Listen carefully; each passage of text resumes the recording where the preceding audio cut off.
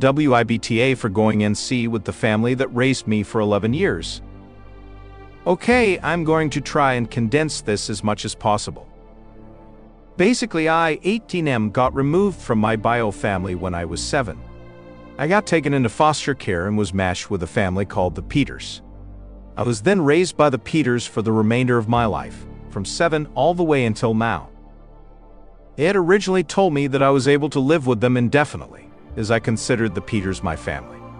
And they applied for a staying put order with me, which basically means they continued to get paid something like PS 250 by the government to recognize that they're continuing to support a former foster child, me, after my 18th birthday.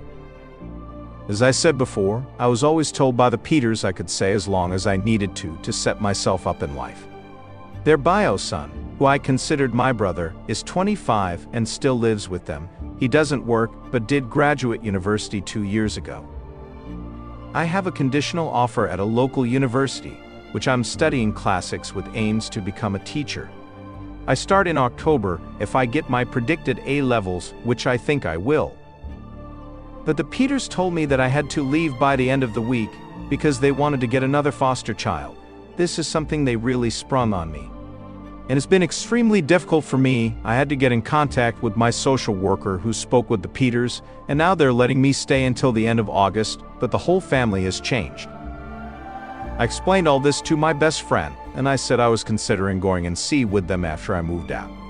He ranted to me about ungrateful I'm being to them, and how they raised me for 11 years, and now they want to give that to another child in a position like I was. I get that, and that's part of the reason why I feel so guilty. My friend isn't speaking to me now, calling me selfish for wanting to stay with the Peters like I was promised, and for them trying to get rid of me with 4 days' notice. There were plans they could have taken to transition me into independent living before I turned 18, and they chose not to take part in them because they told me I could always stay with them. The one time of my life I needed my friend, and he's gone too, and I feel so alone, and I can't understand why he's taking their side over mine. I understand the argument that they will continue to help another child, but at the same time I just wish they didn't have to throw me out to do so. When I suggested to my friend they could have asked their bio son to move out instead of me, and he just said I'm being selfish. I still don't even know if I'm going to go NC with them. I just said I felt like doing it, and I wish I didn't even say that because I didn't expect it to cause such an argument. Relevant comments. Top reveal 847. You poor kid, your friend is an and you're certainly not. Even if there is another kid waiting and desperately in need, they could have and should have at least let you plan ahead more than a few days in advance, and don't let anyone tell you otherwise. Are you foster parents at least helping you find a place? Edit to add that you should let someone at the university know. I like how it's done where you are, but some universities have programs for stuff like this. War Dog 1983. The Peters are using the fostering system to support themselves. They do not care about helping the kids. They say that to justify their callous treatment of you. They should not be foster parents. I'm sorry about your friend. His POV is a betrayal, because it is simply wrong. Scotswee. Dude, my cousin used to foster kids. She fostered 3 sisters and 1 other girl.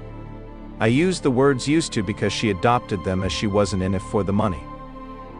OP, I don't really even care that they were looking after me and getting money for it.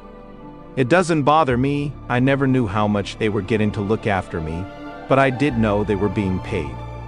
It does make me hurt and betrayed that they're kicking me out for a difference of 70-something pounds a day. Material Cellist 4133.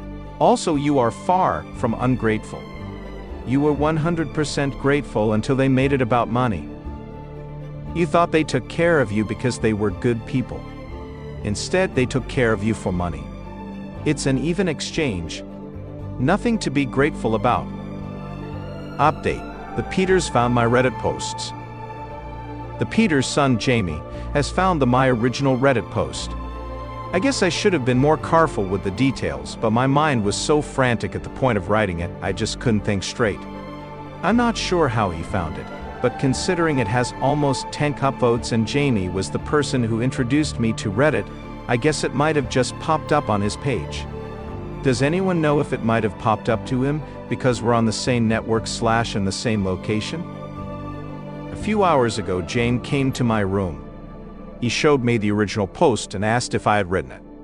At first I tried to deny it, but I'm an awful liar, so he just knew. He asked why I didn't tell him about this, and I said I thought he knew. He told me he had no idea and would not have supported his parents throwing me out if he did. He was told I requested to move out. He genuinely seemed shocked and appalled at the details in the post. Against my wishes, he shared the posts in the family group chat. He did this out of a place of wanting to defend me. Mom, Dad, I really think you should read this and see the impact this is having on. But I really wish he didn't do it. They've both read the message, but neither have responded. I have not left my room since. I'm really anxious right now. Like I'm at the level before a panic attack. I can feel one coming on. Relevant comments. Holly 6119. Stay calm and know that you did nothing wrong. They may try to gaslight you. They may lie to your brother. They don't have a good track record for being decent people. But no matter what they do, remember you did nothing wrong. They cannot throw you out because of it. They have learned their lesson on that. I'm glad to know your brother didn't agree with their horrible decision, and I'm glad that he found out. Him not looking you in the eye these past couple of days may have had something to do with the tension already in the air and him thinking you just up and wanted to leave. I hope it turns out that they realize their mistakes and apologize profusely. But brace yourself for that not happening and that they may get upset with you for airing dirty laundry. They may end up trying to guilt you and blame everything on you. They may do nothing.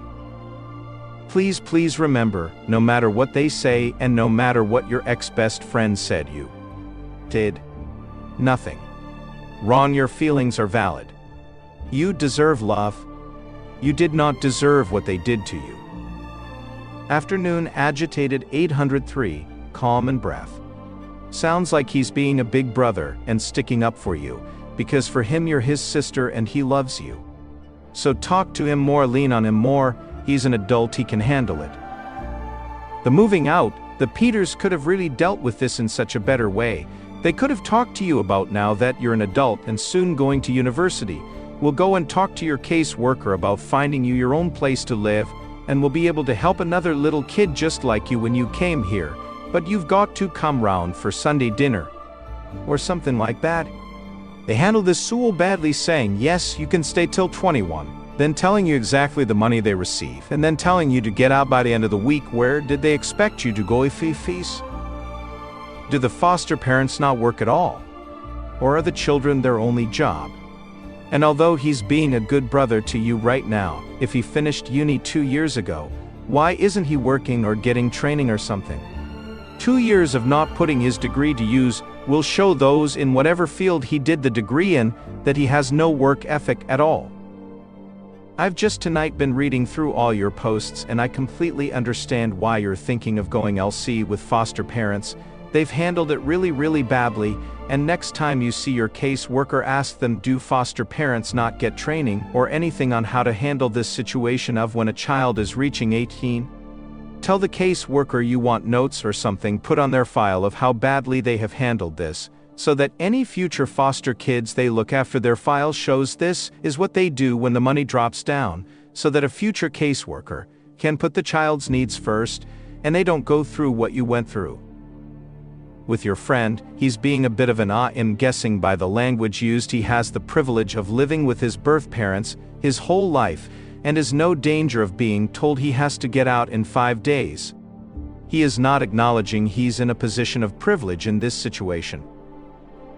I de-message him and say, these last few days have been crazy, and although you wouldn't know what it feels like to be in this position, I was just looking for a friend to listen.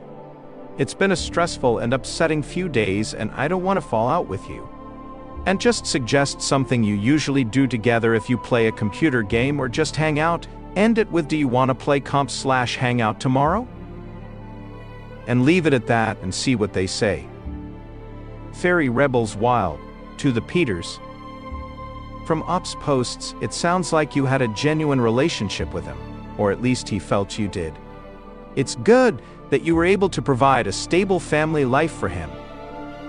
Considering that you had originally told Up he could stay and you had applied for him staying put, I'm going to assume that somehow your circumstances changed. That sucks. But you handled this in the worst way possible. You should have approached Op in a collaborative manner, explaining the situation. Phrased it as not being able to support him anymore, rather than fostering being a business. Explored if him getting a job and financially contributing would have helped. Actually help him connect with his pa for those transitional services, and with their advice, making a realistic move-out date. Everything you did was wrong. Saying fostering is a business taints every family interaction or affection as fake and transactional. I dare say pretending to be his family is worse than if you had kept it business-like from the beginning. Verbal 4 days notice is actually heartless. How cruel and frankly unrealistic, especially as you knew, being the ones to have originally allowed him to stay, that he wasn't applied to the transitional services yet. You can't expect him to continue treating you as family while you treat him as a former business colleague. Again, heartless and unrealistic. I hope you learn to be more empathetic to your future foster kids, or at least be honest to them about your intentions from the beginning.